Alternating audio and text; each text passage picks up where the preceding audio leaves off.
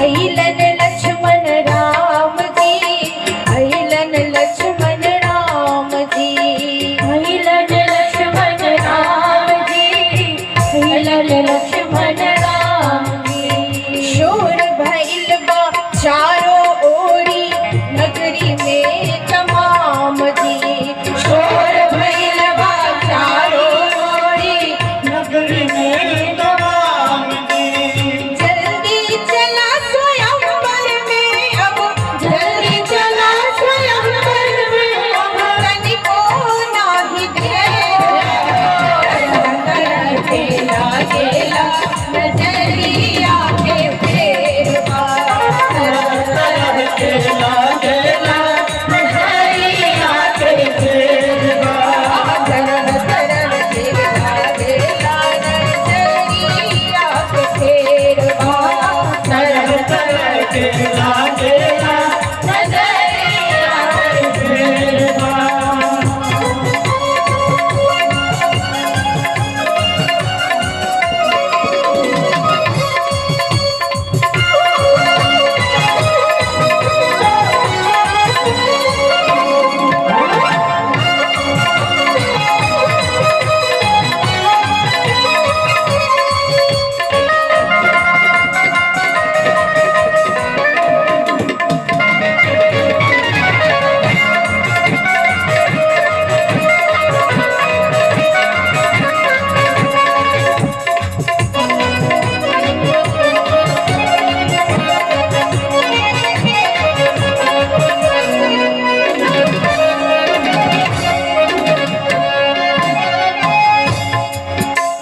जनक और सुनैना जी को राम जी कैसे लगते हैं?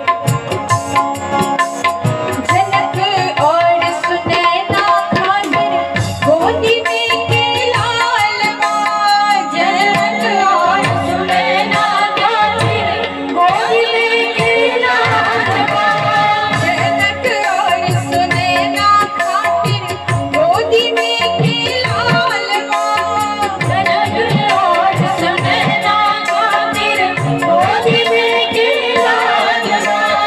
सिया सिया के मिथिलानन के बाहुने दुलरुआ, पिया सिया के मिथिलानन के बाहुने दुलरुआ, बाहुन दुलरुआ राम जी, बहुना दुलरुआ, बहुना दुलरुआ राम जी, बहुना दुलरुआ। दास नेह निधि नारायण, दास नेह निधि नारायण के, दास नेह निधि नारायण के, बहुना बड़ा दिलेरा, तरह तरह के लागेला नजरिया के फेरवा, तरह तरह के लागेला नजरिया के फेरवा, तरह तरह के लागेला नजरिया के फेरवा, तरह के लागेला नजरिया के फेरवा। राम सीता एके, राम सीता एके, राम सीता एके, राम सीता एके, आला लो घरवा, तरह तरह के लागेला नजरिया के फेरवा, तरह तरह के लागेला नजरिया के फेरवा, तरह तरह के लागेला नजरिया के फेरवा, तरह तरह के लागेला नजरिया के फेरवा, नजरिया के फेरवा, नजरिया के फेरवा।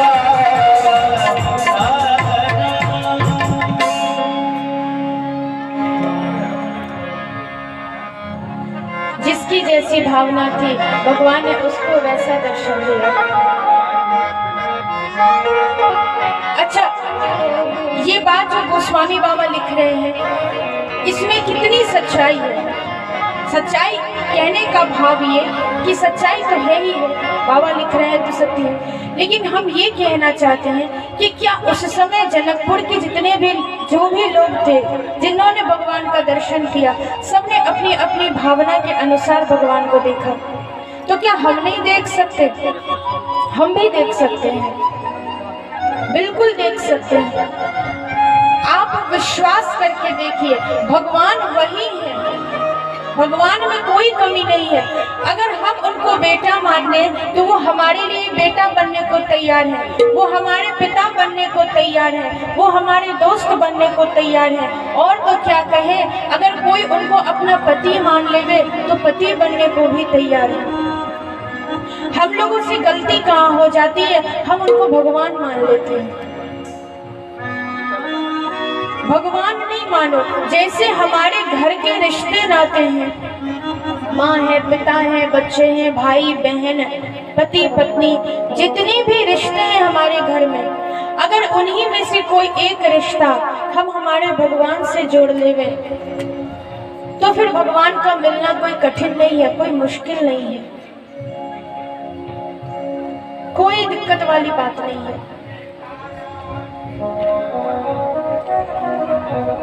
एक बूढ़ी माता जी थी, आपको एक कथा सुनाते हैं और सच्ची घटना सुना रहे, ऐसा नहीं कि कोई किताबें पढ़ी हुई है सुनी सुनाई, सच्ची घटना सुना रहे और ज्यादा दिन की भी नहीं है, कुछ दिन पहले की ये बात है। एक बूढ़ी माता जी थी, घर परिवार में उनका कोई भी नहीं था, परिवार में उनका कोई भी नहीं था। बड़े ध्यान से सुनिए। अब बेचारी अकेली थी तो एक बार कहीं सत्संग में गई, कहीं कथा सुनने गई, तो कथा सुनी तो कथा में ये कहा गया कि भाई यदि आपको लगे कि कोई संबंध, कोई रिश्ता ऐसा है जिसकी कि आपको जरूरत हो और दुनिया में ऐसा कोई नहीं जिससे आप रिश्ता बना सके, जिसे आप अपना कह सके, तो भगवान है। भगवान को अपना कहना, उनसे रिश्ता बना लेना, वो सब काम कर देंगे, सब निर्वाह करते हैं। हम भले भूल जाएंगे, फिर वो नहीं भूलेंगे। एक बार कोशिश तो करके देखना। ये बात उस माता जी के मन में अच्छे से बैठ गई, खूब अच्छे से बैठ गई। अब वो घर गई तो एक छोटे से गोपाल जी को लेकर गई, भगवान की छोटी सी मूर्ति लेकर अपने घर गई और उस दिन से उन्होंने सोच लिया कि आज से ये मेरा बेटा है, यही सोच लिया, यही मेरा बेटा है, ये मेरा सब कुछ है। और रोज उनके साथ जैसे उनसे बन पड़ती थी, बूढ़ी माता जी थी, वैसी सेवा भाव से वो पूजा करती थी। करते करते धीरे धीरे धीरे धीरे, और कभी भी उन्होंने ये नहीं सोचा कि ये मेरे भगवान है, नहीं, ये मेरा बच्चा है, ये मेरा बालक है, मेरा बेटा है। इसी भाव से उनकी पूजा करती थी। वैसे ही नहलाना, वैसे ही खिलाना, वैसे ही सुलाना, हमेशा अपने साथ रखती थी, कभी अपने से दूर नहीं होने देती। सारी लीला वैसे ही होती थी। धीरे धीरे धीरे उनकी भावना इतनी पक्की हो गई, इतनी पक्की हो गई कि फिर भगवान ने भी इस बात को मान लिया। इस बात को भगवान ने भी मान लिया। और फिर जब एक बार भगवान आपको अपना मान लेना, तो फिर आपके साथ बहुत सी ऐसी घटनाएं होंगी जो दुनिया के लोग देखेंगे तो आपको पागल समझेंगे, लेकिन वास्तव में वो भगवान आपके लिए करते हैं और आपके साथ करते हैं।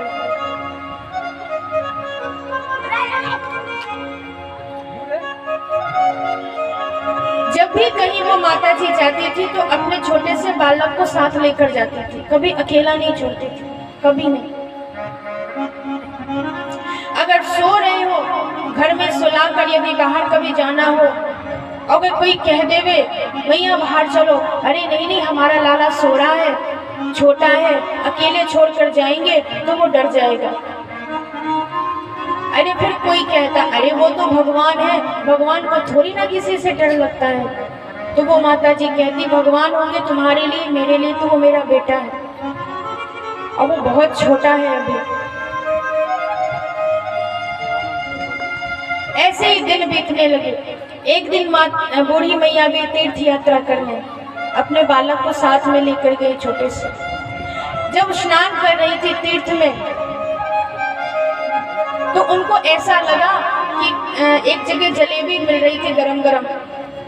तो अब दुनिया में तो किसी को पता नहीं और दुनिया वाले समझ भी नहीं सकते, लेकिन वो माता जी को ऐसा लगा जैसा मेरे बालक को अभी जलेबी खाने की इच्छा हुई है। अब जलेबी कैसे भी करके उनको चाहिए था, सो वो लेकर आई बालक को देने के लिए। उन्होंने कहा भाई अपने छोटे से लाल जी थे, उनसे वो बातें भी करते थे, तो समझा बुझा कर, जैसे कैसे छोटे बच्चों को कहते हैं कि बेटा तुम यहाँ बैठो, मैं कोई सामान लेकर अभी आती हूँ, माँ लोग कहती है ना, ऐसे उन्होंने भी, बूढ़ी मैया ने भी कहा बेटा तू यहाँ बैठ, मैं तेरे लिए जलेबी लेकर आती हूँ। तो गंगा किनारे वहीं पे उनको बिठा दिया, अस्वस्थ साफ कपड़े बिछाकर, खुद दुकान में चली गई जलेबी लाने। लेकिन भगवान जब आपको अपना बना लेते हैं तो फिर उनको ये भी चिंता रहती है कि फिर दुनिया वाले भी ये जान जावे कि आप कितने महान भक्त हैं, और ये जाहिर करने के लिए भगवान कोई ना कोई लीला जरूर करते हैं, जरूर रचते हैं।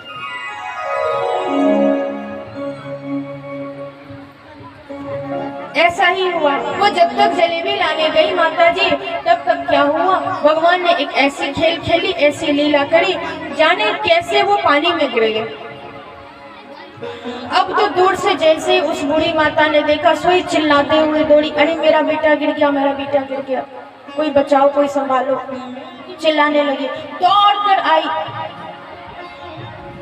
अरे मेरा बेटा गिर गया, कोई उठाओ, कोई बचाओ, वो डूब जाएगा। अभी उसको जलेबी खाने की इच्छा थी, उसको मैं खिला भी नहीं पाई। और सारे लोग तमाशे देख रहे हैं, सब देखने वाले देख रहे। कोई कहता है अरे तू पागल हो गई है क्या, भगवान भी कभी बोलते हैं क्या? तुझसे किसने कहा? अरे वो मेरा बेटा है, उसको अभी भूख लगी थी, उसको जलेबी खाने की इच्छा थी। अब वो रहा नहीं गया, वहीं पे सब कुछ छोड़कर वो सीधा पानी में कूद गई। और बहाव इतना तेज पानी का कि बचना मुश्किल है, कोई बच नहीं सकता, इतना बहाव तेज है, लहरें उठ रही हैं पानी में, आसानी से कोई नहीं, स्नान भी नहाना भी मुश्किल है, ऐसे पानी का बहाव है। और बिना कुछ सोचे बूढ़ी माता पानी में कूद गई और जल्दी जाने कैसे अपने बालों को लेकर वापस किनारे पे आ गई। सब बहुत चक्के होकर देखते रह गए कि जिस पानी में नहाना तक मुश्किल है, वहां इस बहते पानी में कैसे ये ऊपर से कोई नौजवान हो गए। तो बात समझ में आई, एक बूढ़ी सी माता कैसे गई और वापस आ भी गई, और बड़े प्यार से पूछती है बेटा तुम्हें कहीं चोट तो नहीं आई, कोई दिक्कत तो नहीं हुई? ले बेटा मैं तेरे लिए गरम जलेबियां ले आई, इसको खा ले, तुझे ठंड नहीं लगेगी, तुझे अच्छा लगेगा। लोग फिर भी यही समझ रहे हैं कि वो बावड़ी हो गई है, पागल है, लेकिन उसके लिए तो वो उसका बालक है, और भगवान ने उसके लगाए हुए उस भोग को, उस जलेबी को स्वीकार भी किया, खाया भी, और अंत समय तक भगवान ने उसका साथ दिया, उस माता जी का मृत्यु के बाद भी उसका साथ दिया।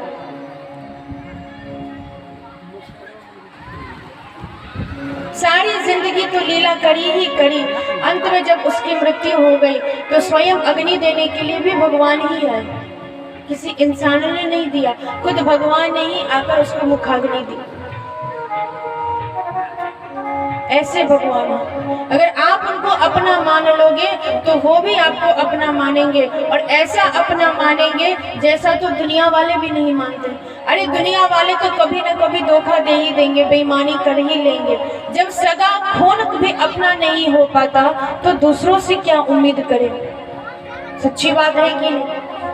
यहाँ अभी इस समय में तो अपना सगा भी सगा नहीं है, फिर दूसरे से क्या आशा की जा सकती है? लेकिन सगे तो केवल भगवान है और दूसरा कोई अपना नहीं है, इनसे बड़ा अपना तो कोई है ही नहीं।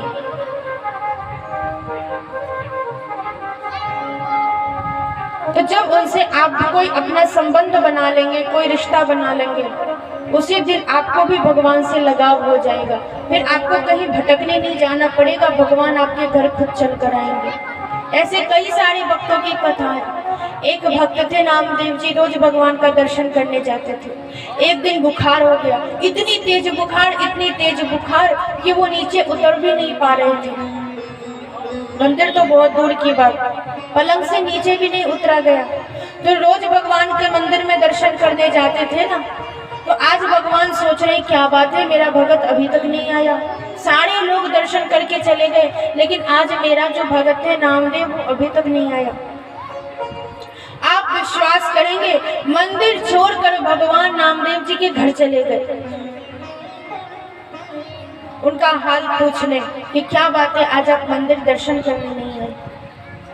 उनके घर पहुंच गए भगवान। ये सारी बातें सज्जनों सच्ची है, जरा सा भी इसमें कहीं कोई झूठ नहीं है। और इसी समय इसी कलयुग की बातें हैं, ऐसा नहीं कि आपको कोई सतयुग की बात हम बता रहे हैं, सारी बातें कलयुग की ही हैं। हम और आप भी ये कर सकते हैं। वो भी मनुष्य थे, वो भी इंसान थे, हम भी इंसान ही हैं। हमें भी भगवान ने बनाया, उनको भी भगवान ने ही बनाया था, लेकिन बस भावना वैसी बनानी होगी जैसे उनकी थी। हमारी भावना ही वैसी नहीं बन पाती है। थोड़ा भी समय हम भगवान को नहीं दे पाते और फिर कहते हैं भगवान हम पे दया नहीं करते। कैसे भगवान दया करेंगे? आप खेती करो और खेत में फसल को अगर अपना समय नहीं देंगे, अपनी मेहनत नहीं देंगे, तो क्या सब फसल अच्छी होगी? कभी नहीं होगी। उसको समय समय पर देखना है, उसकी खुदाई करनी है, खाद बीज जो भी होता है सब डालना है, तभी वो अच्छी फसल तैयार होगी। ऐसे ही भगवान के साथ भी है, अगर आप उनको समय देंगे नहीं तो फिर वो आपको समय क्यों देंगे? वो उनके पास क्या कोई और नहीं है? हमारे जैसे बहुत है। तुम्हें मुझसे हजारों है, मुझे केवल तुम ही तुम हो। आपको तो मेरे जैसे भगवान बहुत हैं, लेकिन प्रभु मेरे लिए तो केवल एक आप ही हो, दूसरा कोई नहीं है।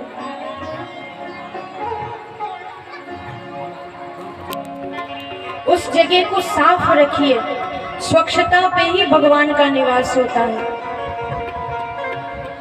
जहाँ भी घर में पूजा स्थल हो, जहाँ भगवान को आप रखते हो, उसको जितना अच्छे से अच्छा हो सके साफ सुथरा बना कर रखिए, स्वच्छ और सुंदर से सुंदर। भगवान का मूर्ति जरूरी नहीं है मूर्ति ही हो, चित्रपट भी चलेगा, लेकिन सुंदर से सुंदर होना चाहिए। उसको सजा कर रखिए, साफ सुथरा जितना हो सके उतना करके रखिए।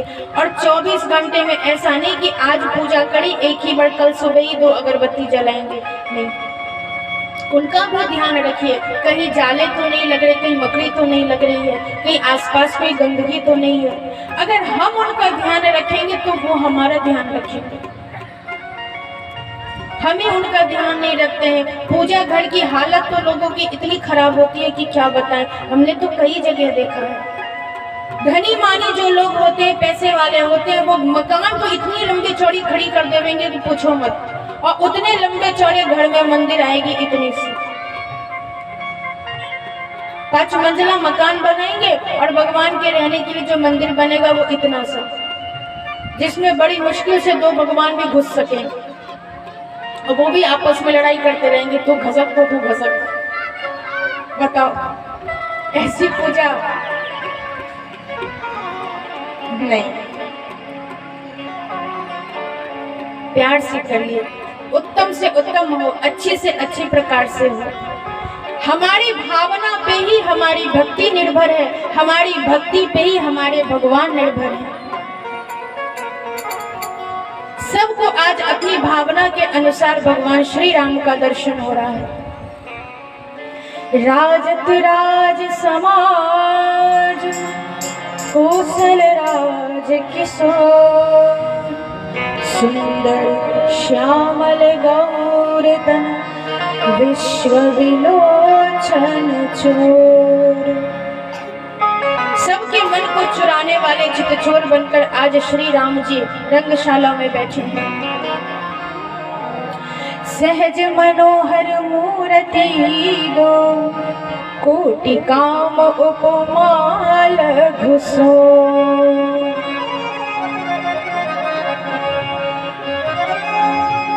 निज निज रुख राम ही सब देखा, को न जाने कछु मरामभिषेका।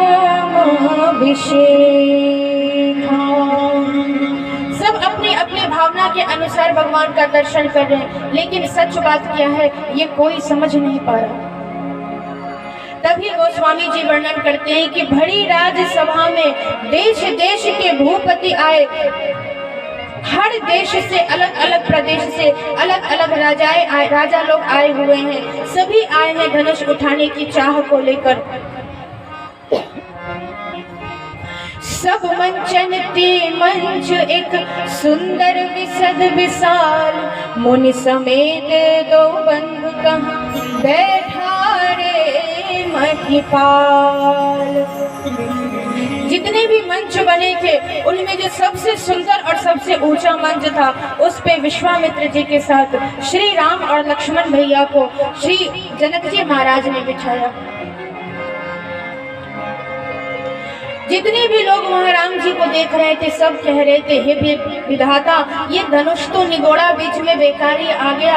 अगर ऐसा नहीं होता तो वर्षावरो जानकी जोगो हमारी सीता का विवाह तो इन्हीं राम जी से हो जाना चाहिए था।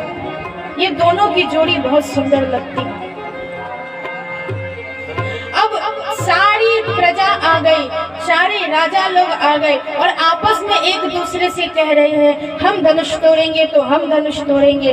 उसमें कुछ साधु हृदय राजा भी हैं, अच्छे राजा भी हैं, वो कह रहे हैं क्यों बेकार में अपना जी जला रहे हो, ताकत क्यों खत्म कर रहे हो। अरे जिस सभा में दशरथ राज दुलारे श्री राम बैठे हो उस सभा में विजयश्री किसी और की हो ही नहीं सकती। ये जगत माता पिता है, श्री राम भगवान है, जानकी इनकी आदि शक्ति है। कोई चिंता मत करो, बस दर्शन करो। जो शुभ हृदय के राजा हैं वो ऐसी वाणी से कह रहे हैं कि राम जी तो सिया जी तो केवल श्री राम को ही मिलेंगी और उन्हीं की हैं, ऐसी भावना रखो। तब सबके देखते देखते आपस में सब बातें कर रहे हैं। उसी समय श्री जनक जी ने आज्ञा दी और सबके बीच में अति सुंदर अति सुकोमल सुकुमारी श्री सीता जी रंग महल में आती हैं। सुंदर सज धज कर आई हैं, अति सुंदर सुंदरता का सुंदर करही, छवि गृह दीप सिखाज डुबरही। इतनी सुंदर श्री सीता जी ये रंगमंच पर आई है, धनुष की शाला में आई है। जानी सुअवसर सिया तब बठई जनक बुलाई, चतुर सखी सुंदर सकल सादर चली लवाई। सखिया आई जानकी जी को लेकर, सिया शोभा नहीं जाय बखानी, सिया शोभा नहीं जगदम्बिका रूप गुण खानी, जगदम्बिका रूप गुण खानी, जगदम्बिका रूप गुण खानी, जगदम्बिका रूप गुण उपमा सकल मोहिल भुलागी, उपमा सकल मोहिल भुलागी, प्राकृत नारी अंग अनुरागी, प्राकृत नारी अंग अनुरागी,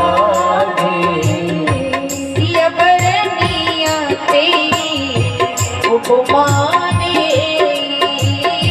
सिया बरनिया उपमाने। वो कभी कहाइया जैसे बोलेगी, कभी कहाइया जैसे बोलेगी। सी शोभा नहीं जाई बखानी, जगदम्बिका रूप गुण खानी। ये जगदम्बा है, ये आदि शक्ति है, इनकी सुंदरता का मैं क्या वर्णन करूं। और इतनी सुंदर है कि यदि मैं इनकी उपमा दे भी दूं तो ये उचित नहीं होगा। ये मुझे अपयश लगेगा, इतनी क्योंकि मुझ में योग्यता नहीं है कि मैं इनकी उपमा दे सकूं। इतनी सुंदर है जानकी जी। धनुष मख देखन चली सिया प्यारी, धनुष मख देखन चली सिया प्यारी, धनुष मख देखन चली सिया प्यारी, धनुष मख